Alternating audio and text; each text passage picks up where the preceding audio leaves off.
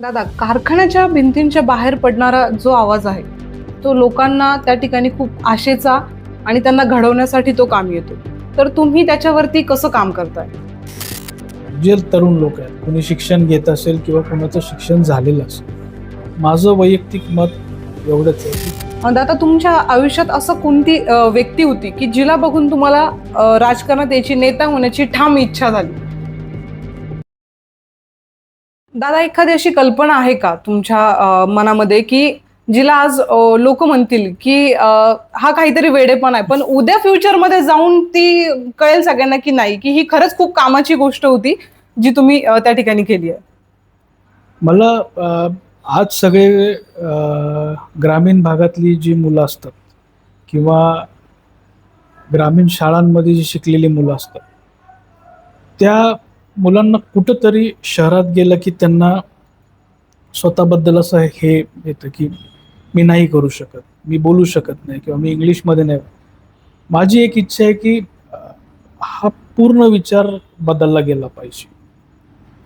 ते कसं होईल, काय होईल, शिक्षकांमार्फत होईल, पालकांमार्फत होईल, काय होईल मला माहीत नाही. पण जी ग्रामीण भागातली मुलं गेले ते 100% जो शहरातली जी मुलं ज्या ह्यानी ज्यांना हे मिळतं, ॲप्रिसिएशन मिळतं प्रत्येक गोष्टीचं, तसं माझ्या ग्रामीण भागातल्या मुलांना गेलं पाहिजे. आणि दुसरी गोष्ट आहे की मला आता वेडेपणच म्हणायला लागेल की माझ्या आजोबांचा माझ्यावर फार प्रभाव आहे, की थोडंसं त्यांची छबीच कुणीतरी मला म्हणावं अशी माझी भविष्यातली माझी अपेक्षा आहे. नक्कीच तुमचं काम त्याच दिशेने चाललंय दादा. नक्कीच. तो दुसरी जी गोष्ट आहे ती थोडी, आता बरीच लोक त्यांना जी जवळून जाणतात ते म्हणतील की हा वेडेपणा आहे, की कारण त्यांना कुठल्याही गोष्टीने टच करणं हे शक्य नाही आज. पण माझी इच्छा आहे. नाही, नक्कीच दादा, तुमची इच्छा तुमच्या कामातनं ती लवकरच पूर्ण होईल. दादा, मला तुम्हाला असं विचारायचंय, तुमच्या पर्सनल लाईफमध्ये की तुम्हाला कोणती भूमिका करायला खूप जास्त आवडतं? एका मुलाची, पतीची, की एक दोन चिमुकल्यांचा बाबा म्हणून कोणती भूमिका तुमची सगळ्यात जास्त आवडीची आहे? ते आता माझ्या कुटुंबामध्ये मला सगळ्याच भूमिका, कारण त्याचं प्रत्येकाचं तुमच्याशी एक वेगळं नातं आहे. ते तुम्ही एकत्र नाही, एकत्र कुटुंब म्हणून ठेवू शकता, पण नातं हे वेगवेगळं आहे. पण आता माझ्या ज्या मुली आहेत, सगळ्यांची आपल्या जी मुलं असतात ती ते एक पर्सनल, ते एक बॉन्डिंग वेगळं आहे. माझी मुलगी इरा, आता जे बाळ आहे ईशा, तर आपल्याला सांगायला मला काही हरकत नाही, पण माझ्या मुलींचं महत्त्व माझ्या आयुष्यात फार आहे. कारण ज्या ह्याच्यामध्ये त्या झाल्यात, आता इरा जी माझी मोठी मुलगी आहे, तिच्या जन्माच्या वेळेस त्यांच्या आईंची कंडिशन, म्हणजे माझ्या बायकोची कंडिशन, ही मेडिकल कंडिशन फार क्रिटिकल झाली होती, त्यामध्ये ती झाली. म्हणजे आपण समजू शकतो की माझ्या मोठ्या मुलीने मला संघर्ष कसा करायचा ते शिकवलं. आणि माझी छोटी मुलगी आत्ता नवरात्रीमध्ये झालेली आहे, तर यश काय असतं ते तिने मला दाखवलं. अगदी छान. खरंच दोन्ही गोष्टी तुमच्याकडनं शिकण्यासारख्या आहेत. तर मला तुम्हाला आणखी एक इंटरेस्टिंग क्वेश्चन आहे. आता तुम्हाला दोन्ही मुली आहेत, तर हो. तुमचं त्यांच्यासाठी पुढे टार्गेट काय, की त्यांना राजकारणात उतरायचं की त्यांना त्यांच्या मनाप्रमाणे त्या ठिकाणी करिअर करू द्यायचं? ते माझं जे माझ्या वडिलांनी मला केलं किंवा माझ्या आईने मला केलं, की आम्ही तुम्हाला सांगू शकतो, पण शेवटचा निर्णय हा तुमचा आहे. त्या अगदी. दोघींनी पण त्यांचा निर्णय घ्यावा.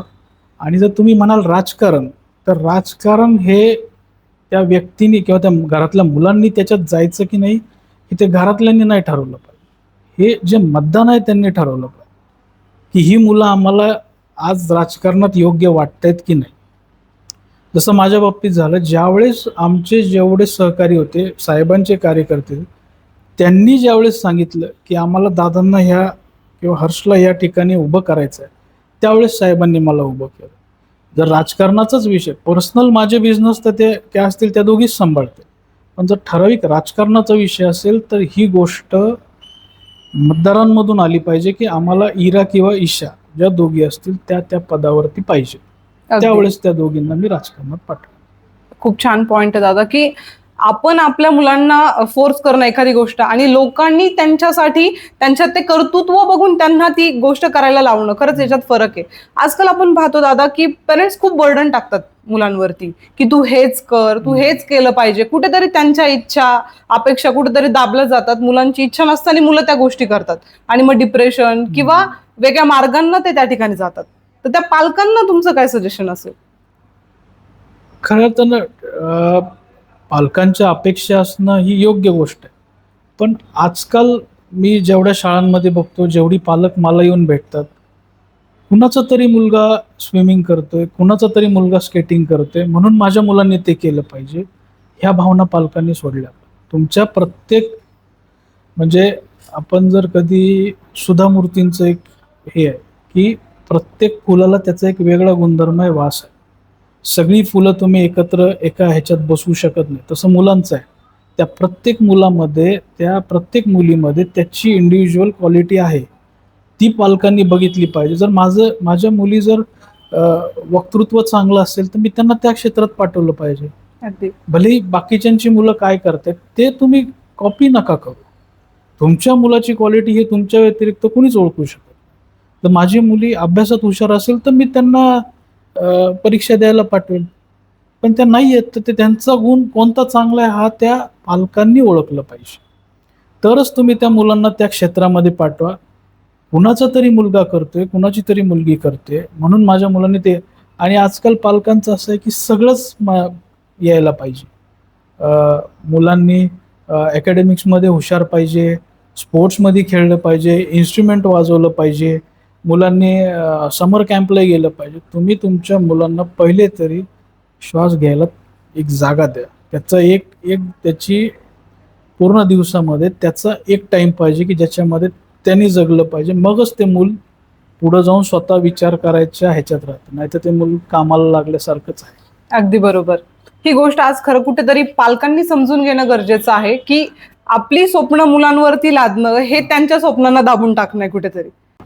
तुम्ही खूप छान या गोष्टीवरती दादा नक्कीच पालकांना कुठेतरी मोटिवेट केलं असणार आहे, कारण की तुम्ही एक बाबा आहात त्या नात्याने तुम्हीही जाणता की उद्याचं मुलांचं जे भविष्य आहे त्यासाठी प्रत्येक पालक आज चिंतेत असतो, पण त्यासाठी त्यांच्यावर बंधनं बर्डन लादणं हे कुठेही योग्य नाहीये. दादा, एक यशस्वी व्यावसायिक किंवा राजकारणी होण्यासाठी IQ पेक्षा EQ इम्पॉर्टंट आहे का?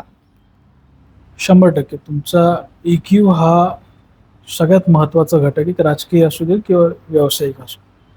ज्यांचं इमोशनल क्वोशंट जो आहे तो जर स्टेबल असेल तर त्याचा फरक तुमच्या निर्णय क्षमतेवरती होत असतो. तुम्ही तेवढ्या स्थिरतेने प्रत्येक निर्णय घेता. दुसरी गोष्ट अशी आहे की राजकारणाचा जर विषय झाला तर नेहमीच तुमचं कौतुक होईल असं नाही आहे. तुमच्यावर टीका पण होते, तुमच्यावर कधी कधी नाव न घेता होईल किंवा कधी कधी समोरून लोक तुमच्यावरती टीका करतात. त्यावेळेस तुम्हाला त्याचं जे आहे ते इन्स्टंट रिॲक्शन न येता, कुठलंही असू दे, तुम्ही कौतुक करा किंवा टीका करा, जी व्यक्ती इमोशनली एकदम स्टेबल आहे ती व्यक्ती त्याचं उत्तर विचार करूनच देते. आज आपण जर बघितलं की राजकीय लोक जे आहेत मोठ्या पदावरचे, त्यांच्या प्रत्येक शब्दाला मान आहे. तो जर शब्द चुकीचा पडला तर त्यांना जे फॉलो करणारे असतात तीच गोष्ट रिपीट करतात. तेव्हा जी लोक इमोशनली हे पाहिजेत आणि तुमचा EQ जर चांगला असेल तर आता आम्ही जसं काम करतो की एक टीम आहे, आमच्या सर्व संचालकांची ती एक टीम आहे. इमोशनली जर तुम्ही चांगले असाल, तुमचा EQ चांगला असेल तर प्रत्येक टीममेटची तुमच्या भावना काय आहेत ते समजून घ्यायला तुम्ही चांगल्या प्रकारे तयार असता. आणि या सर्व गोष्टींमध्ये निर्णय घेणं आणि तो निर्णय किती वेळात घेणं याला फार महत्त्व आहे. वेळ निघून गेल्यावर चांगला निर्णय पण काही कामाचा नसतो आणि वेळेच्या आधी घेतलेला चुकीचा निर्णय पण काही कामाचा नसतो. त्यामुळं या तुमच्या भावनिक ह्याच्यावरती तुम्हाला कंट्रोल आणणं फार गरजेचं आहे. त्यामुळे EQ हा कधी पण कुठल्याही क्षेत्रात, शिक्षण असू देल किंवा वैयक्तिक वागणं जरी असेल, त्याच्यामध्ये सुद्धा तो फार महत्त्वाचा मुद्दा आहे. अगदी. दादा, कारखान्याच्या भिंतींच्या बाहेर पडणारा जो आवाज आहे तो लोकांना त्या ठिकाणी खूप आशेचा आणि त्यांना घडवण्यासाठी तो काम येतो, तर तुम्ही त्याच्यावरती कसं काम करताय? ठीक आहे. आत्ता आपण जर बघितलं सद्यस्थितीमध्ये कारखाना बंद आहे, पण ज्यावेळेस तो चालू होता, तुम्ही म्हटलं की त्याच्यातून येणारा आवाज हे फक्त एक आवाज नाही आहे, त्या संपूर्ण परिसराची जडणघडण ह्या गोष्टींमुळे होत असते. छोटे मोठे व्यावसायिक येतात, दुकानदार येतात, कामगारांचे कुटुंब असतात किंवा अन्य ज्या गोष्टी आहेत की त्या गोष्टी ह्या आवाजावरती किंवा ह्या चक्र फिरण्यावरती फार अवलंबून आहेत. आता या सर्व गोष्टी आपण जर बघितलं की आपण वेगवेगळ्या संस्था असतील ज्या आर्थिक आपल्याला मदत करू शकतात किंवा सरकारी जे आपल्याला काय काय मदत मिळेल त्या गोष्टीसाठी आपण अत्यंत प्रयत्न करत आहोत. सर्व गोष्टी आज मी कॅमेऱ्यात नाही जरी सांगितल्या तर मी आपल्याला सांगू इच्छितो की आतून या गोष्टींचे प्रयत्न चालू आहेत. लवकरात लवकर जर हे चक्र फिरलं तर तुम्ही जसं म्हणलं त्या भिंतींमधून जो आवाज येतो की मशीन चालू झालं, एखादी इंडस्ट्री चालू झाली, त्या निमित्ताने जे कुटुंब पोट भरतात 100% लोकांना. आज मी आपल्याला सांगू जेवढा प्रचार मी केला लोकांनी कुठेही मला वेडावाकडं हे काय बोलले नाही. ते फक्त त्या कारखान्याच्या जुन्या आठवणी की तो कारखाना कसा होता, त्याच्यामुळं आम्हाला कसा फायदा झाला की ज्यावेळेस बाबूराव दादा होते, ज्यावेळेस माजी खासदार प्रसादरावजी तनपुरे साहेब चेअरमन होते, त्यावेळेस त्यांनी कधी काही कुणाला ॲडव्हान्स दिला असेल, कधी भाव चांगले दिले असतील तर लोकांनी आम्हाला सांगितले की त्याच्यावरती माझ्या मुलीचं शिक्षण झालं, त्याच्यावरती माझ्या मुलाचं लग्न झालं. एक भावनिकदृष्ट्या सगळे सभासद त्या कारखान्याला जोडले गेलेले आहेत आणि त्याचाच एक प्रत्यय की एवढ्या मोठ्या प्रमाणामध्ये ते मतदान घडलं कारण लोकांची आतून इच्छा आहे की ते चालू झालं पाहिजे. लोक प्रत्येक गोष्ट सांगत होते की कारखाना कुठं होता, पेपर मिल कुठे होती, सेंट्रल ऑफिस कसं होतं. आज ते लोक त्याच्याशी अत्यंत भावनिकदृष्ट्या जोडले गेलेले आहेत. हेच नातं आणि हीच भावना ठेवून तो कारखाना परत चालू करायची आमची सर्वांची प्रामाणिक इच्छा आहे. अगदी, कारण की एक कारखाना आपल्याला वाटत असेल एक कारखाना चालू होतोय पण त्याच्यावरती जे हजारो कुटुंब डिपेंड आहेत त्यांचंही कुठेतरी त्या ठिकाणी जे चक्र आहे, घराचं आर्थिक चक्र आहे तेही त्या ठिकाणी कुठेतरी त्याला गती मिळते, तेही फिरायला लागतं. तर लवकरच आपला हा कारखाना आहे तो सगळ्यांच्या सेवेत यावा आणि तुमचं जे ध्येय आहे ते लवकर त्या ठिकाणी साध्य व्हावं. दादा, कारखाना म्हणजे उत्पादन आणि राजकारण म्हणजे परिवर्तन, यामध्ये काही धागा तुम्हाला वाटतो का? ह्या दोघांचं काहीतरी एकमेकांशी इंटरलिंक आहे? म्हणजे ह्या गोष्टी एकमेकाशी इंटरलिंक्ड 100% आहेत. कारखाना म्हणजे उत्पादन म्हणजे नुसतं आर्थिक नाही तर एक पूर्ण पिढी न पिढ्या ते घडवत असतं. आणि राजकारणाचा प्रश्न असा आहे की लोकांना परिवर्तन म्हणजे सगळ्यांना असं म्हणजे हे होतं की परिवर्तन म्हणजे फक्त सत्ता परिवर्तन, तर तसं नाही आहे. आता मी ज्यावेळेस निवडून आलो किंवा साहेब आदरणीय अरुण साहेब ज्या गोष्टी मला सांगतात राजकारणाबद्दल की तुम्ही ज्या दिवशी निवडून येता, ज्या दिवशी रिझल्ट लागतो त्या दिवशी तुमच्यात एक परिवर्तन एक राजकारणी म्हणून घडलं पाहिजे की त्या दिवशी राजकारण बंद झालं पाहिजे. आज जरी सभासदांपैकी 70% मतं आम्हाला मिळाली आणि 30% मतं ही समोर मिळाली, पण ज्यावेळेस तुमचा रिझल्ट लागतो त्यावेळेस तुम्हाला 100% लोकांसाठी काम करायचं आहे. 100% मतदारांना, सभासदांना तुम्हाला समान न्याय द्यायचा आहे. त्या कारखान्याचं जे उत्पादन आहे ते 100% लोकांपर्यंत त्याचा फायदा गेलाच पाहिजे. प्रत्येकाला त्या तोडी मिळाल्याच पाहिजे. त्याबद्दल कुठं तुमच्याकडनं भेदभाव होता कामा नये. अगदी हे एक छान झालं. परिवर्तन आहे, एका राजकारण्यामध्ये आलंच पाहिजे. ते कुठलंही इलेक्शन लढू देईल, आमदारकी, खासदारकी, नगरपालिका असू दे, मार्केट कमिटी, तुमचा रिझल्ट ज्या दिवशी लागतो तुमचा प्रत्येक मतदार हा तुमची जबाबदारी आहे. हे तुम्ही परिवर्तन घडवलंच पाहिजे. ही गोष्ट खरंच खूप उल्लेखनीय आहे की जरी तुम्हाला ज्या लोकांनी मतदान दिलं नसेल किंवा त्यांनी तुमचा विचार केला नाही, पण तुम्ही त्यांना सोडणार नाहीये, तुम्ही त्यांना सोबत घेऊनच त्या ठिकाणी पुढे चालणार आहात. खरंच हे एका चांगल्या राजकारणाचं एक खूप मोठं लक्षण त्या ठिकाणी आहे. दादा, यश, पैसा, पद या पलीकडे जाऊन तुम्ही काय त्या ठिकाणी तुम्हाला काय हवंय, तुमची काय इच्छा आहे? जसं मी मगाशी सांगितलं की एक चांगला व्यक्ती म्हणजे ज्यावेळेस हे सर्व गोष्टी येतात तुमच्याकडे त्यावेळेस तर माझ्या मते सगळेच तुमच्याकडे बघतील, पण ज्यावेळेस समाजामध्ये कुठं चांगल्या व्यक्तींची नावं येतील किंवा चर्चा की व्यक्ती कसं पाहिजे तर त्याच्यामध्ये माझं नाव यावं एवढीच माझी इच्छा आहे. की कुठले असो, राजकीय असो, राजकारणात चांगल्या लोकांची नावं घ्यायची ठरली त्यात आपलं नाव यायला पाहिजे. अगदी. एक शिक्षण संस्था चालवणारा किंवा त्याचं मॅनेजमेंट बघणारा माणूस आलं, त्यात आपलं नाव यायला पाहिजे. एक कौटुंबिक जर तुम्ही बघितलं, त्यात हे कुटुंब चालवणारा मी अजून चालवत नाही, कारण मोठे आहेत, पण कुटुंबातला एक चांगला व्यक्ती त्यात तुमचं पहिलं नाव यायला पाहिजे, अशी माझी भावना आहे. अगदी. दादा, तुमचं मोटिवेशन इलेक्शन मागचं काय होतं? इलेक्शन जिंकणं की लोकांची मनं जिंकणं? पूर्ण इलेक्शन हे लोकांची मनं जिंकणं ह्याच गोष्टीवर होतं. कारण हे इलेक्शन मी मगाशी सांगितल्याप्रमाणे की हे वेगळं होतं. ह्याच्यात लोकांच्या मनात तुम्हाला जाणं गरजेचं होतं. ह्यात कुठलाच बाकीचा ह्याचा प्रभाव नव्हता. ह्याच्यात फक्त आपण काय सांगू शकतो ह्याच्यावर. आणि कुठलंही इलेक्शन असू द्या, ते कोणत्याही संस्था, छोटा असू द्या मोठा असू द्या, तुम्ही लोकांची मनं जिंकली की तुम्ही 100% इलेक्शन जिंकता. त्या तुम्हाला कुणी कुठलीही ताकद तुम्हाला हरवू शकत नाही. अगदी बरोबर. तुम्ही मनच नाही, लोकांचा विश्वास पण ह्या इलेक्शनमध्ये जिंकून दाखवलाय. त्यामुळे तुम्हाला हे त्या ठिकाणी यश आज मिळालंय. दादा, तुमच्या आयुष्यात असं कोणती व्यक्ती होती की जिला बघून तुम्हाला राजकारणात याची, नेता होण्याची ठाम इच्छा झाली? अशा बऱ्याच व्यक्ती आहेत, पण जर कौटुंबिक याच्यात बघाल तर माझे आजोबा, माझे मोठे काका, माझे खासदार साहेब, माझे वडील, हे लोक ज्या पद्धतीने काम, माझ्या आजोबांचा आणि माझा फार, म्हणजे मी लहान असतानाच ते वारलेले आहेत, त्यामुळे फार त्यांना काम करताना मला बघायला नाही मिळालं. पण जे मी ऐकतोय आणि जे मी बघतोय, माझ्या मोठ्या काकांना मी काम करताना बघितले, ज्यावेळेस ते आमदार होते, खासदार होते किंवा चेअरमन होते, ते कशा पद्धतीने काम करत होते. आता मी माझ्या वडिलांना बघतोय की ते कसे काम करतात.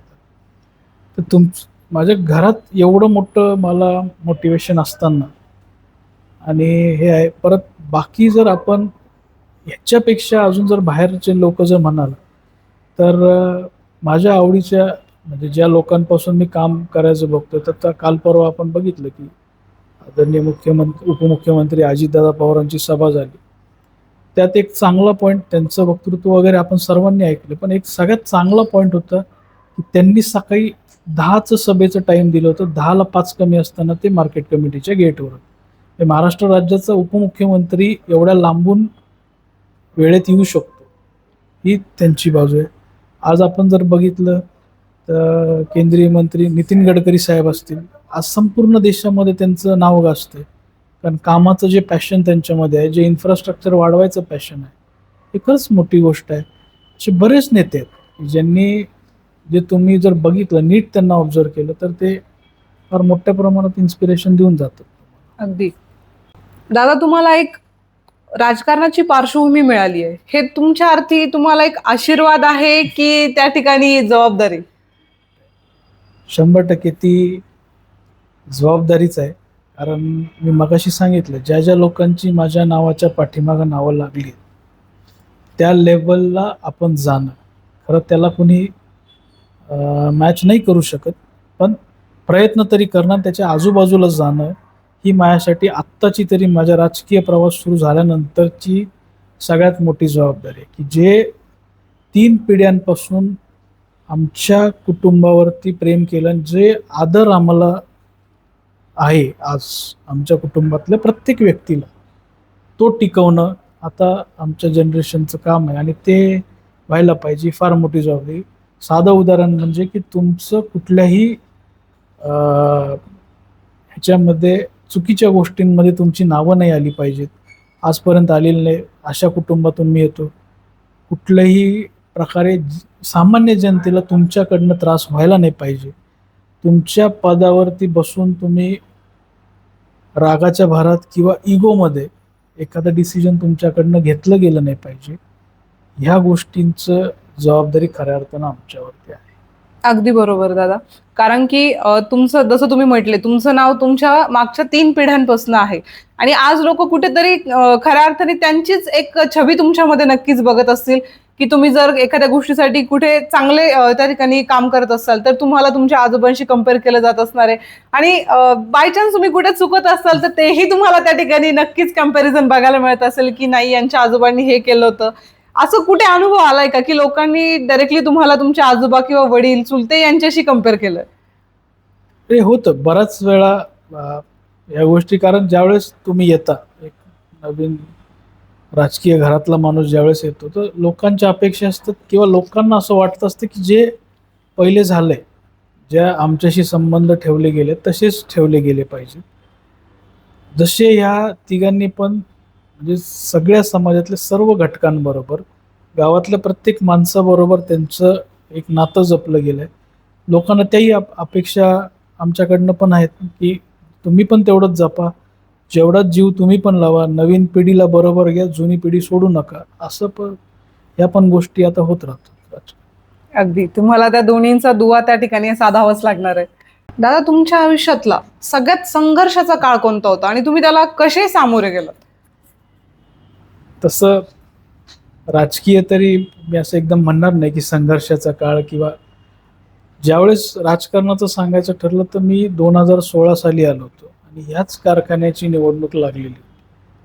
आणि जसा आज तुम्हाला निर्णय म्हणजे रिझल्ट दिसतोय, एक्झॅक्ट त्याच्या उलटा रिझल्ट त्यावेळेस लागला की आदरणीय अरुण साहेब सुद्धा त्यावेळेस पराभूत झाले होते. आणि मी आल्या आल्या, मला राजकारणाचं काहीच माहीत नव्हतं किंवा त्या गोष्टीचं यश अपयश या गोष्टी माहितीच नव्हत्या. त्यावेळेस पहिल्याच इलेक्शन मी मी आलो असेल साधारण मार्च महिन्यामध्ये आणि जून महिन्यामध्ये इलेक्शनचा रिझल्ट लागला. तर ती अत्यंत माझ्यासाठी तो म्हणजे ते अपयश म्हणजे स्वीकारणं किंवा त्याला फेस करणं हा राजकीय संघर्ष होता. कौटुंबिक जर आपण विचाराल तर 2020 साली आमचं म्हणजे आपण म्हणतो की कुटुंबावरती एक फार मोठं संकट आलं, पण देवाच्या कृपेने ते टळलं. सर्वप्रथम घटना घडली ती, माझ्या आई ज्या आहेत त्या काही काम करायला गेल्या, त्यांचा पाय सरकला आणि त्यांना घोट्याच्या ठिकाणी 3 ठिकाणी फ्रॅक्चर झालं. त्यावेळेस कोविडचा काळ चालू होता. त्यांचं ऑपरेशन नगरला झालं. त्यांचं ऑपरेशन होऊन आम्ही त्यांना घरी घेऊन आलो. त्यावेळेस आदरणीय अरुणसाहेब तनपुरे यांना थोडंसं चक्कर आल्यासारखं झालं, तर त्यावेळेस त्यांना घेऊन म्हणजे त्याच दिवशी मला त्यांना घेऊन पुण्याला जायला लागलं. तर तिथं कळालं की थोडंसं क्लॉट्स काहीतरी आहेत, न्यूरोलॉजिकल एवढं नव्हतं, पण शेवटी ती एक रिस्कच होती. त्यांना घेऊन साधारण एक आठवडाभर मी पुण्यात आम्ही थांबलो होतो, ॲडमिट होते.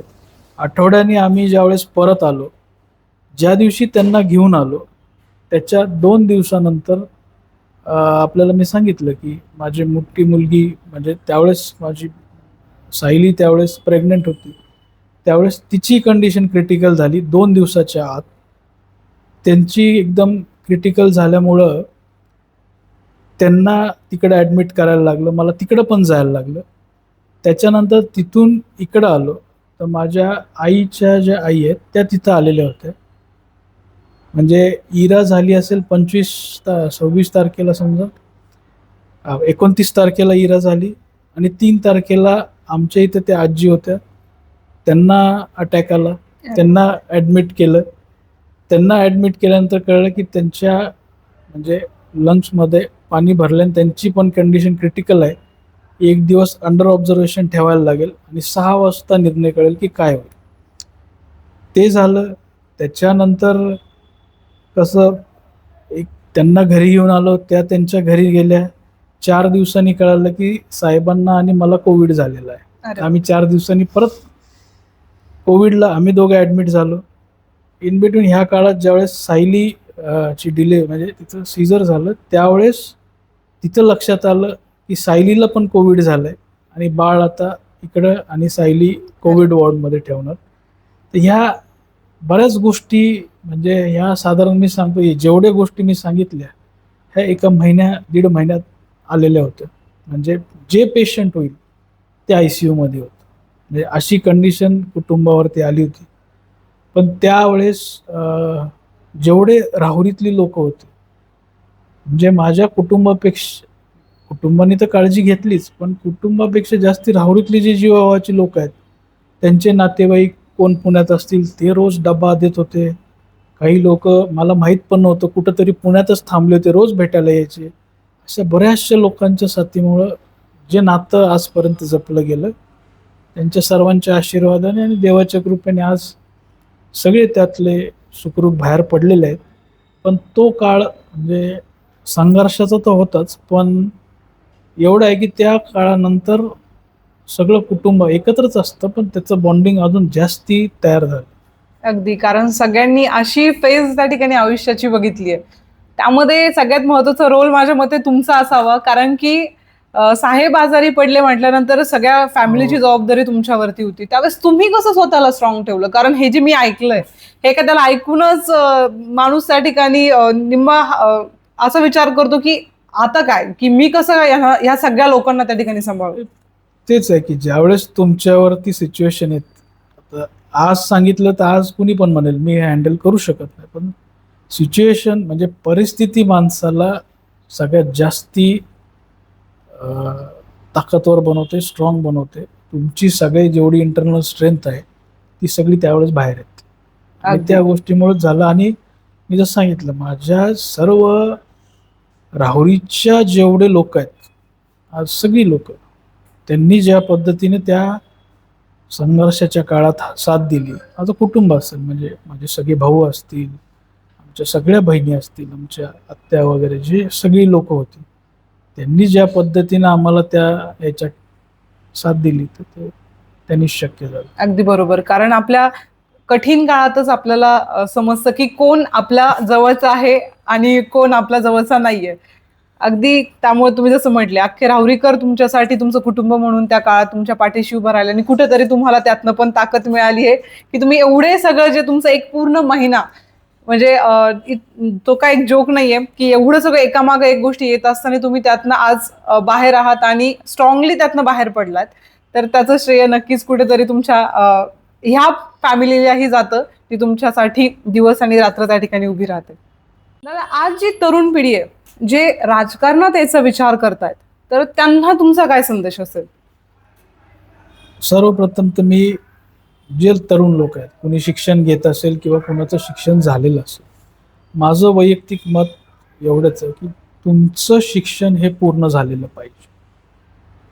तुम्ही पहिले तुमच्या पायावरती आर्थिकदृष्ट्या सक्षमपणे उभे पाहिजेत, तर तुम्ही राजकारणाचा विचार करा. राजकारण हा आपण जे बघतो, जे सोशल मीडियावरती तुम्ही राजकारण बघताय, हा हे खरं राजकारण नाही आहे. राजकारण हा एक 24 तास चालणारा जॉब आहे.